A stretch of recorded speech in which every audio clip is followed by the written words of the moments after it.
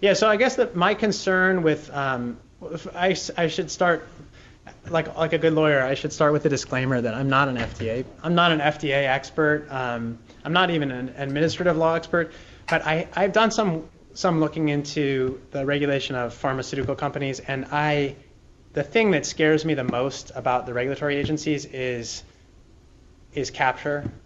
So the concern in the Vioxx example that I gave, where Kaiser discovered this real problem with the use of Vioxx, right? Their study was suppressed, and so the concern would be that an agency would be largely or heavily influenced by the private sector companies who have a lot to gain from keeping their drugs on the market, right? That is again an old concern, old wine in new bottles. That concern applied to connected devices is, I think, a real one, right? The makers of connected devices are going to want the FDA to pass rules that allow the devices to come to market, and they're not going to want patients to have options about wireless or not wireless, right? They are going to want their devices to be the ones that are provided, and making sure that our regulatory bodies make informed and sensible decisions about what's in the patient's best interest is obviously critical and tricky in this context.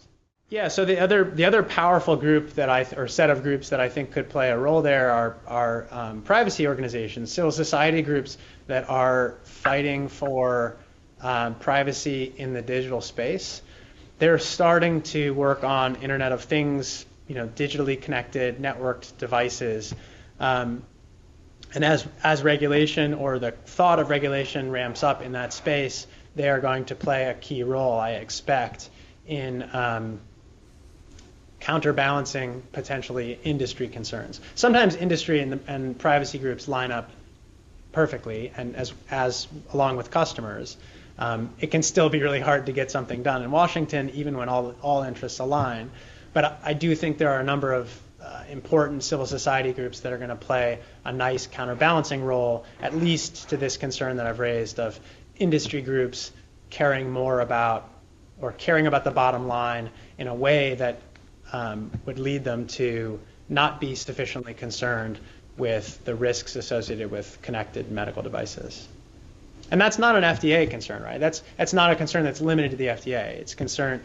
It affects the FTC, really several regulatory agencies that might be involved in regulating not just medical devices as the FDA does, but also technology companies or American companies generally.